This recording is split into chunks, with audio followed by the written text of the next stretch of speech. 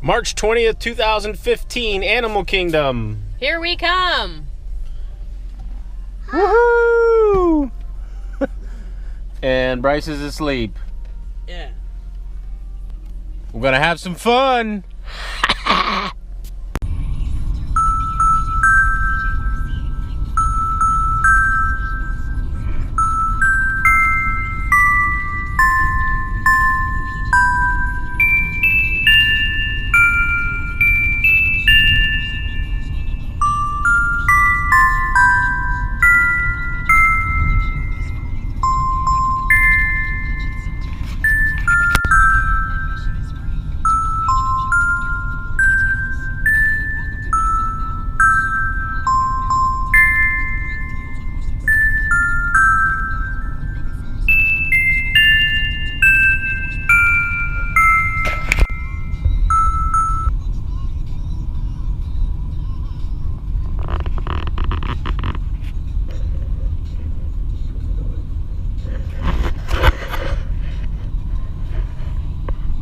Getting close.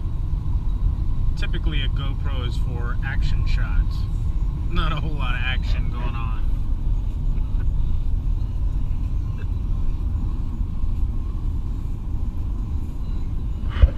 Almost there. No, just us. The nearest cast member. Thank you. We made it. We're here. Not gonna smile. We made it. On the tram.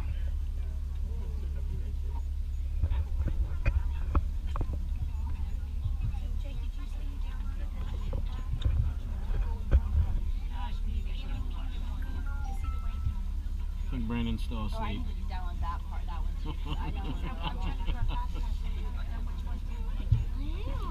When do I get to sleep now?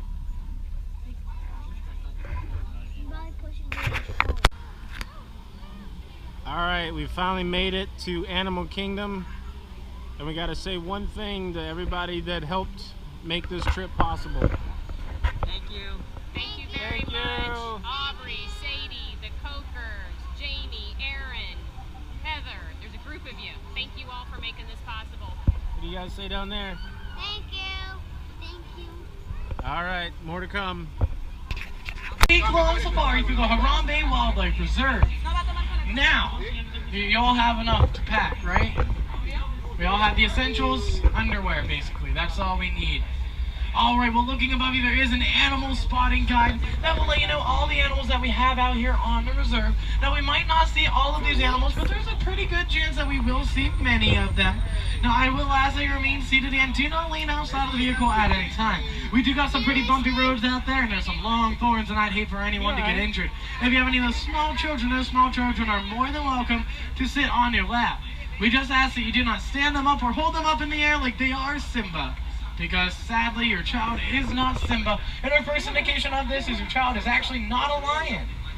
Now the Harambe Wildlife Reserve was founded in 1971. It's home to some really great animals, but many of the animals out here on our reserve are endangered. Now it doesn't mean that we aren't going to see those animals. These animals have actually gotten used to our trucks driving through, so it's a great way for you to get some really awesome photos. Now, for your photos to turn out the best, I will ask that you keep it on a sport or action setting. I will be able to stop for some of these animals, but I cannot stop for every single one.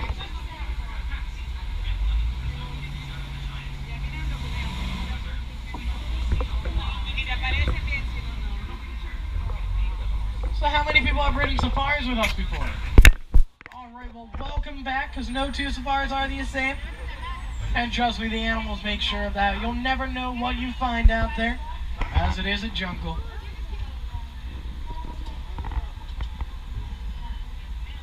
So what animals is everyone looking forward to seeing? All of them. The okapi. Okapi's one of my favorites. They're just so unique with those zebra striped legs. But we are heading into Little Ituri Forest, and if we are lucky, we will find that okapi. Now, Little Ituri Forest is home to some of the animals that blend in really well with their surroundings. So So make sure your cameras are ready at all times. Again, I will be able to stop for some of these animals. I cannot stop for every single one though. And over there to the right, you do see an okapi. It has that brown body with the zebra striped legs over there by that bush. Now that okapi is not a relative of the zebra, but actually the only known relative to the giraffe. Now, I know you're thinking with those zebra striped legs, it has to be a relative of the zebra, but it's not. Now this animal wasn't even founded by the Western world until 1901. And that's because it likes to stay reclusive, kind of on its own most of the time. But actually many people in the Western world believe this animal to be a mystical creature made up by the natives who live there. Obviously that's not true because we do see one right there. And because of that, I like to think that there's still hope that there are unicorns among us. Over here to the left, we do have a watering hole, which is great for finding animals around. Animals such as the black rhino can be found here. Sadly, there's less than 5,000 black rhinos remaining in the whole entire world. Now today is our lucky day because there are two right here in front of us. These animals will weigh around 3,000 pounds, and the horn on its head will grow 3 to 6 inches every single year. Now I want you to take a really close look at that animal's jawline. Notice how it is more narrow and pointed. Now just keep that in the back of your mind, because I have a good feeling that that's going to be coming up a little bit later on the tour. Now on the right hand side you'll see an animal that looks a lot like a deer. But I promise you friends, that is way cooler than a deer. That animal up there on that hill is the greater kudu. Now she is the second tallest antelope in the whole entire world, and I can tell that those are all females simply because they don't have any horns on their head. If they were males, they would have large horns.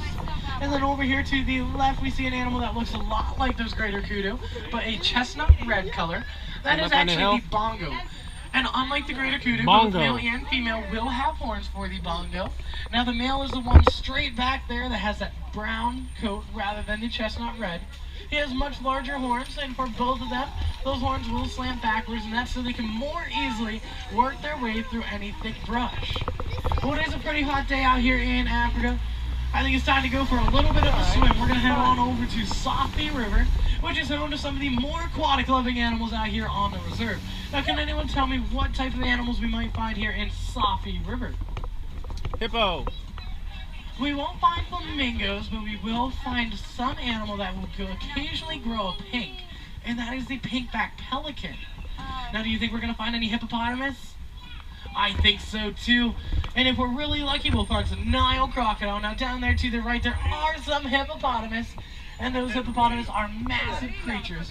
They do love the water, preferring to spend most of their time submerged in that water. Now, if you couldn't get a good look of those hippopotamus, do not worry. I have a great feeling that we're going to see some more up ahead. I guess you could say it's safari driver intuition. And right over there, we do have some more hippopotamus. Now that would be a bloat of hippopotamus. Yes, a group of hippopotamus together is known as a bloat. And these hippopotamus are actually really good swimmers, but sometimes they get a little bit lazy and they'll actually just walk on the bottom of whatever waterbed they're in. And they can hold their breath for up to 5 to 8 minutes. Now on the left in front of those hippopotamus on this island, you'll notice this white bird. That is the pink-backed pelican. Now you won't see any pink on his back right now, but during mating season, the pink-backed pelican's back will turn a shade of pink. It is then the male and female who will incubate the eggs. They incubate them for about 30 days. Now many people do believe that those pelicans will actually store fish in their beak. That is actually incorrect. Instead, those pelicans will actually use their beak as a net to capture fish, but they will not use it to store them. Now again, those hippopotamus can hold their breath for 5 to 8 minutes, which is really, really incredible. But it is nothing compared to the animal that I see down here to the left. This is a Nile crocodile, and they can hold their breath for 2 hours. They'll grow to be about 18 to 20 feet in length. Now if you see any with their mouth open, they are cold-blooded animals. So they actually just open their jaw to cool themselves down. They regulate their body temperatures by doing that. Just don't let that jaw come down on you, friends. That jaw does have a crushing pressure of 2,000 pounds per square inch. And that is enough to easily snap bone. And it is getting around there lunchtime, so we should probably get out of here as fast as possible. And by as fast as possible, I mean a whopping 8 miles per hour. I know. Well, actually thinking back to it, that's not going to help us at all with those crocodiles. Those crocodiles can actually run 10 miles per hour on land. Let's just keep our fingers crossed that they didn't see us. Now we are heading into a completely different ecosystem, one that is home to some really neat animals. But one of the really cool things about the savannah we're about to enter is the ancient baobab tree. You'll see this ancient baobab tree to the right. It will live to be about 1,000 to 2,000 years old. It is also known as the upside down tree. And that's because it does appear like the roots are growing up into the air, but those are its branches, not its roots. And that tree will only hold leaves on it for 3 months out of the whole entire year. As we come down here, you'll see my favorite view in the whole entire reserve. The Serengeti grasslands will spread long across eastern Africa. It becomes a super highway for millions of migrating animals. And my friends, this is the wild Africa that the Harambe Wildlife Reserve is working so hard to conserve. And coming down off this overlook, you'll look all the way back there, and I can see some white-bearded wildebeest. Now those white-bearded wildebeest are one of the largest migrating herds here in Africa. And then right beside them you'll notice a little tan animal. He has a little white belly. That is a springbok. Now that springbok is full grown. He'll only grow to be about 3 to 4 feet tall. When frightened though, that springbok will do a thing called pronking. And pronking is the method of bouncing up and down multiple times to get away from your predators. And he can actually jump up to 12 feet in the air, which is taller than this truck. Well, we'll continue along to see what other animals we can find out here on the savannah. Now, before we see any animals, I do see this burlap hanging up here. Now, this burlap is hanging here because we are preparing to welcome a new animal out on the reserve. The Harambe Wildlife Reserve is constantly trying to protect animals out in the wild from those nasty poachers. But before we bring them on here, we do have to make sure that we build that habitat to suit that animal perfectly. And then that's when we'll bring them on. Now, I'm not sure what exactly we are bringing on to the reserve, but I do know that it will be pretty exciting when they come. On the right-hand side, you'll notice a cattle, and that is actually the Ankole cattle. They have that brown coat and those large horns. They're the only domesticated animal out here on the reserve. This animal was first domesticated by the Watusi tribe, who use them to cultivate their fields. The horns on top of that animal's head will grow to be about 6 feet long and 20 inches around at the base of the horn. Now I know you might be thinking that those horns are weighing this animal down. Those horns are not as heavy as they do appear. The horns on top of this cattle's head are hollow and honeycomb shaped inside with blood vessels running throughout. So just as our ears kind of act as our cooling system, those animals actually have those horns, and those blood will regulate all through those horns, cooling that animal down, and that is pretty neat. On the left, you'll see the beautiful architecture of a termite. Now, these termite mounds will dry up to become as hard as cement, which is great for animals like the elephant, because the elephant, they'll get a little bit of itches, and there's not many places out here on the savannah for that elephant to itch, but that is one of the places that will actually use that termite mound as a scratching post. Now, another thing the elephant does for this land is it actually knocks down these trees, and you might be wondering how that is beneficial. Well, they knock them down for food for themselves. But what that does allow is all of those seeds to spread all across this land. Then it's the giraffe with their long necks that will reach higher up into those trees, grabbing the underbelly, eating those leaves, and that allows for more sunlight to spread through those trees and reach the surface of the ground. Then it's finally all the other animals. So your zebra, antelope, gazelle, warthog, again, the cattle that we saw back there, they'll mow down these grasses, and it actually makes way for new grass to grow in its place. Now, this is all just a beautiful example how in a perfectly balanced environment such as this, there is enough food to go around for every little animal.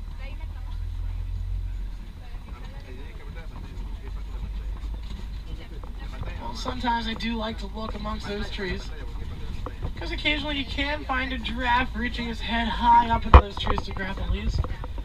But it doesn't look like we have any there today. But you never know when one will pop up. For an animal that can grow to be 18 to 20 feet tall, they actually can blend in very well with their surroundings. That, of course, is until they walk out into the open. They're hard to miss.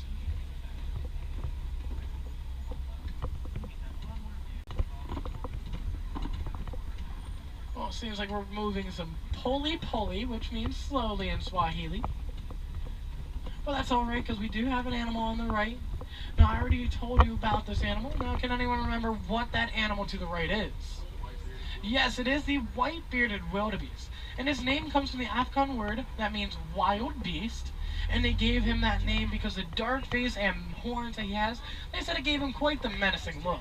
Now another name that this animal is known by is Mew. And that's from the low grunting noise that it makes. It sounds a lot like Mew. Now here we do have some giraffe, and again they are pretty easy to spot when they're out in the open. Now hopefully we will get a good look at them. Now those giraffes are actually the tallest animal in the world. They grow to be about 18 to 20 feet tall. And the species of giraffe that we see to our right are known as the Maasai species of giraffe. Now this Maasai species we can tell simply by looking at their patterns. They are jagged and darker in color. And if we look really closely, this animal has a black tongue that can reach 18 inches long. So we're just going to pull around right over here.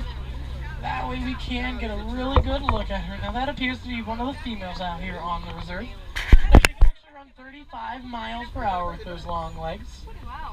And if you are 6 feet tall, you would look a newborn baby giraffe straight in the eyes. Which you know is just not fair because I've been waiting 22 years and I am still not 6 feet tall. How unfair is that? It's just, how are you born 6 feet tall? Now if you do want to go home and tell your friends that you have something in common with this giraffe, you can simply tell them that you have 7 vertebrae, just like that giraffe does. Now that one over there is the male. You can see just how much larger he is to those females. We're going to continue along. What do you think? Because we are coming on to Monkey Point. Monkey Point got its name because of the troop of mandrill monkeys that decided to live here.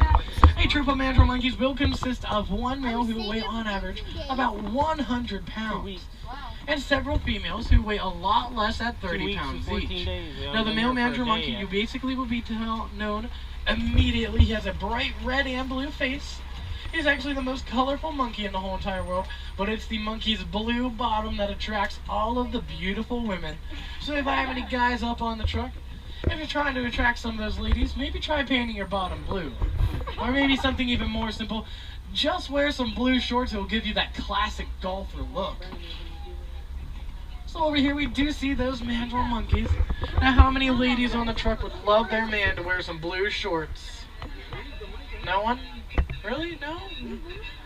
Now you don't want that classic golfer look? Again, we do see those mandrill monkeys. And I don't see the male anywhere. Again, he's much larger than any of those females. So everything that you see over here is the female. And over here to the right, it looks like there might have been an elephant here. Now sadly, those elephants are poached for the horn or ivory tusk on their face. Poachers only see profits in this animal, and they'll sell those ivory tusks on the black market. Now it's not only poachers that create a threat for the elephant also suffers from habitat loss as it's continuously pushed out of the home that it lives in. Well, this is not good. That's the road I normally take. But it looks like that rain washed it away last night. Does anyone think we should jump across there? No. Alright, how many people failed physics? Again, my truck only goes 8 miles per hour. There's no way my truck can make it across there. So we're just going to have to cross our fingers. Hopefully we can find a bridge up ahead. And it looks like there is a bridge. Today is our lucky day. Well, maybe not. Oh my gosh, that's duct tape holding it together. Well, you know, YOLO, you only live once. That's what the young kids say, right? So we're just going to go ahead, cross this bridge. Duct tape should easily be able to hold a couple 1,000-pound truck. I mean, it's the ultimate fix for everything, right? See, I was never even worried. And look at that. Always trust duct tape. Well, now this is really cool. As we cross underneath this bridge, you'll be able to see that there are some tusk marks in the clay. Now you'll see it both to the left and to the right. It has a great indication we are heading deeper into elephant territory. So we'll go ahead, speed on up ahead. Now the reason those elephants put those tusk marks there is because they'll actually eat that clay as a source of minerals they normally won't get in their diet. Now further up ahead, it looks like this might be the herd of female and young. Now a mother will actually carry the baby for 22 months. And if you think that's the worst part, wait until the actual birth. That baby will weigh around 300 pounds. That's pretty Almost as crazy. much as that. Now it is around this area. I will pick up a radio station, so I'm just going to go ahead and turn that up for you. That way you can enjoy both these sights as well as these sounds of Africa. And it looks like they're one of those little younger elephants. You might see some turtles. You also might be thinking that these elephants have very tough skin. Their skin actually is not as tough as you would think. It's very sensitive. And to protect themselves from that hot, violent sun, they will throw dirt or mud on their backs. And again, we do see one of those young ones right over there. And they use their tusk or their trunk for many different things. They'll use it for getting food for themselves. They'll use it to get water. They'll even use it to bathe themselves or spraying all that water all over their body.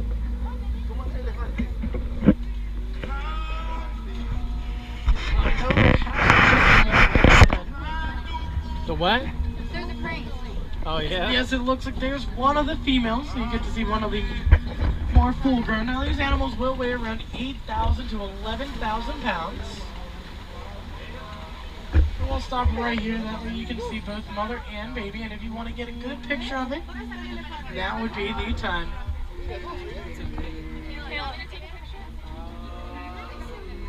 Huh? Yeah, they're big, aren't they? On the left-hand side, you will see a flamboyance of greater flamingo. Yes, a group of flamingo together is known as a flamboyance. Now, these greater flamingo are the lightest shade pink of any flamingo in the whole entire world. It looks like they're doing their choreography of flopping out their wings. Now, that was a lie. They probably are just doing that on random, but it did look pretty cool. Yoga. Huh? Now, does They're anyone doing know yoga? why these flamingo actually get that pink coloration? Shrimp. Yes, it is the brine shrimp that these animals will get that pink color from. I guess they never listened to their mother whenever they told them that you are what you eat. Now coming around here, it looks like there might have been a white rhino around here. Now sadly, those white rhino are poached by the horn on their head just like the black rhino is. Now the animal once was Africa's success story, but they are not anymore. Now over to the left we have yet another endangered animal. Now you know, you might be thinking that that animal can't be endangered. It actually is. It's one of the more endangered animals. There's barely any remaining out in the wild. But here on reserves you are able to find some of them, and that is actually the bronze bok. They're a distant relative of the wildebeest.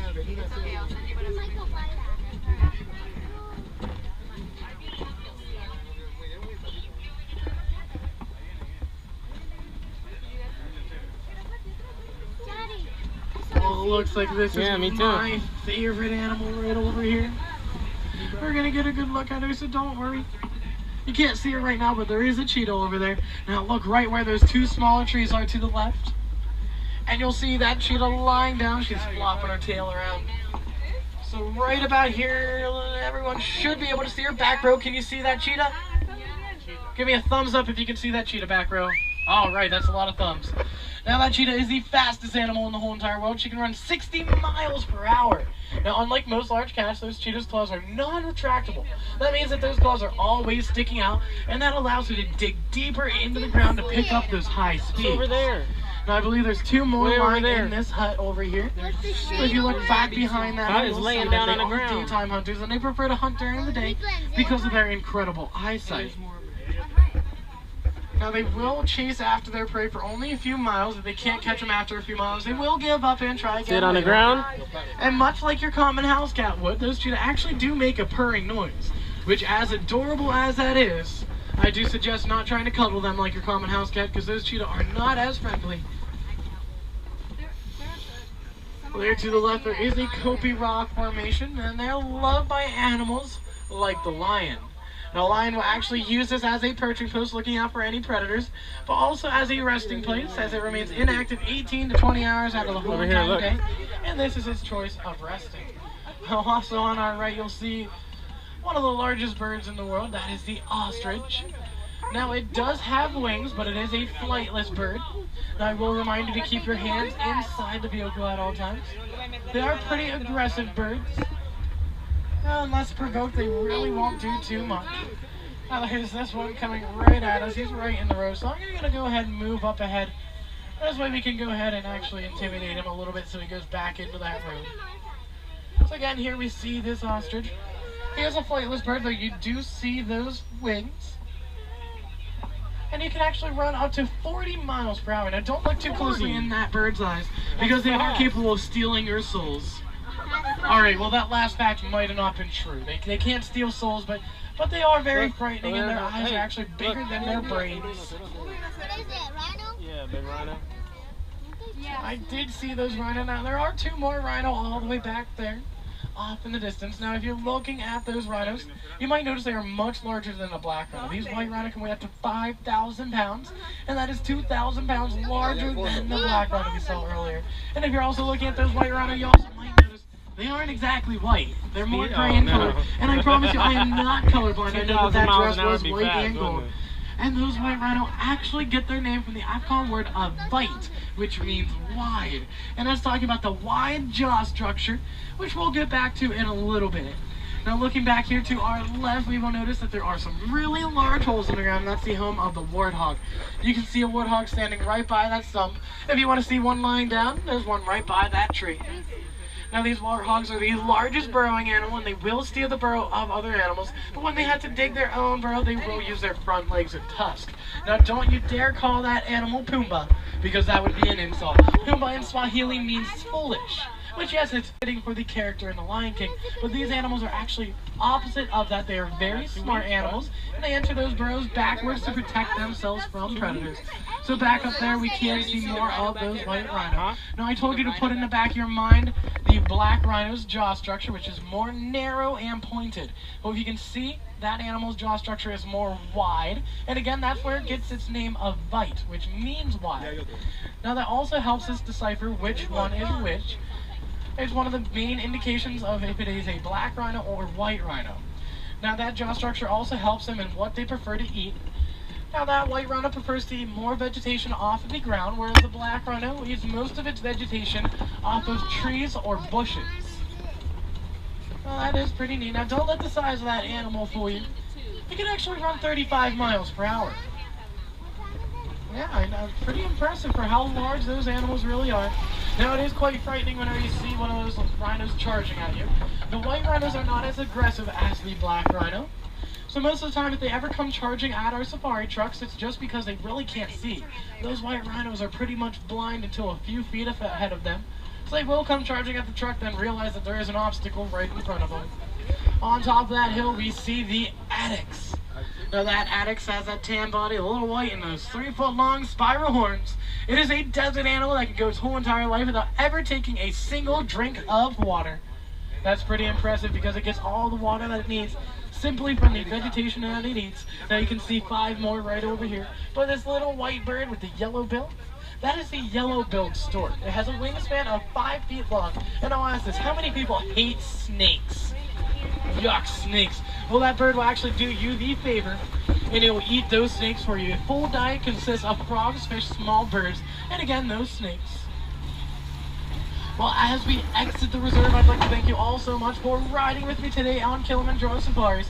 We saw a lot of really awesome animals in the last 2 weeks, and I hope that you saw all the animals that you were hoping to see.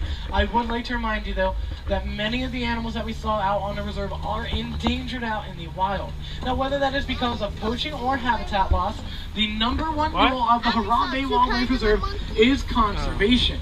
And you can help us out with this conservation with something as simple as recycling. Recycling will actually go a long way because we can actually reuse our resources, and we will not have to continuously encroach on the habitat that these animals live in. As we close in on the Warden's Post, I'd like to inform you that there is Pangani Forest right at the exit of Kilimanjaro Safari. You'll go up a hill and to the right, and that will take you on a walking trail, so you can go at your very own pace. Now you can see some lowland gorillas, including 2 very cute baby gorillas. There's an underwater hippopotamus viewing area. There's a bird aviary where you can actually do your best at spotting all the birds that we have over there. Now I've tried my best to find all of those birds, and I have yet to find every single one, so it is very fun, and it can take a good chunk of your day out. Well, here at Harambe, we do not like to say goodbye because goodbyes are just far too sad. Instead, we say the Swahili phrase of kwaherini. So Kwaharini friends, my name is Ryan and it was my pleasure to show you around the Harambe Wildlife Reserve. The bad photos I got. What do you want to do?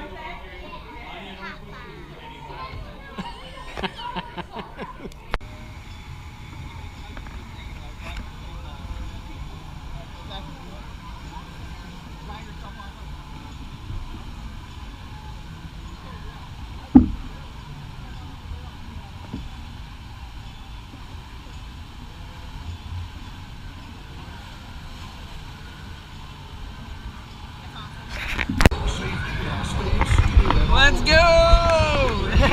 Arms, feet, and legs inside your time machine. Be sure to watch your children. Don't pick up any hits. Let's go, let's go! Whoa! Yeah! Yeah!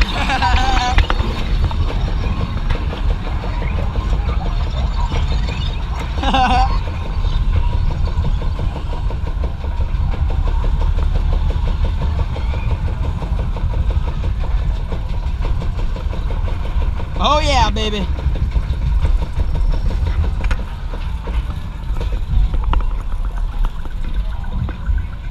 Yeah, man. Whoa! This is fun! Ah! Yeah! Ah! Oh! Oh! Yeah, man. Oh! Oh, we're coming down. Yeah, man. Oh, yeah. Ah! Yeah! Whoa, we're going down again.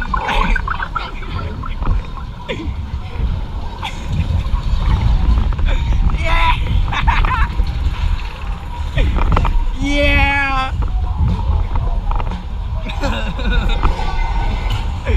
Oh, Lord.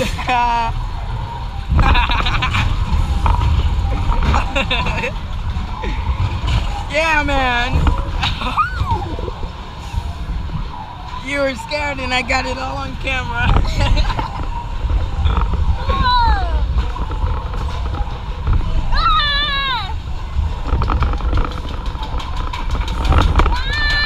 That was awesome. We might have to go again. No! What? Oh, we're backwards. Whoa!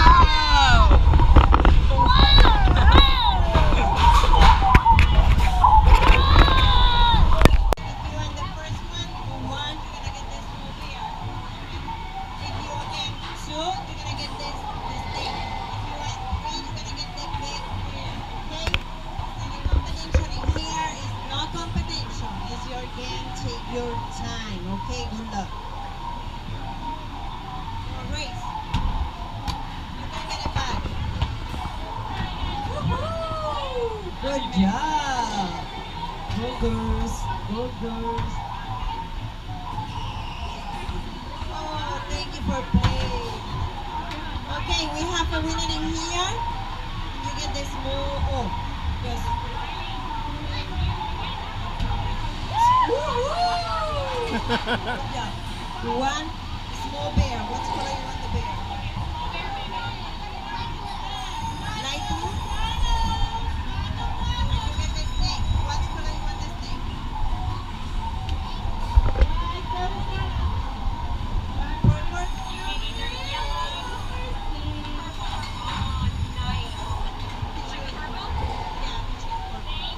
Thank you. Woohoo!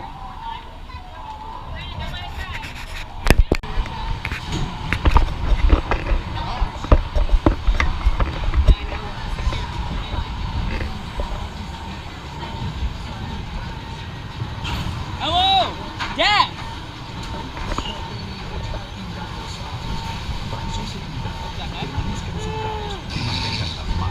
Brazos, pies y piernas dentro de la máquina del tiempo.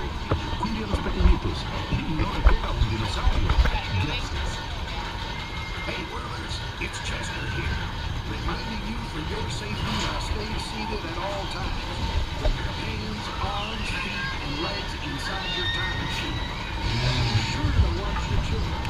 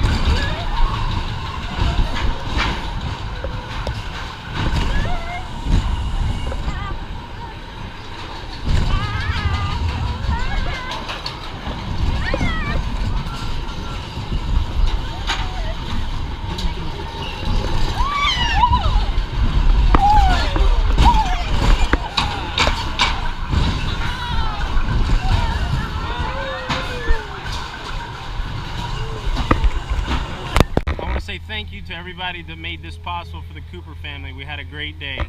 The Coker family. Jamie, Heather, Amy, Aaron. You guys all rock. Thank you all so much. And the kids. Thank you. We had it much. We had a great time. Let's try that again.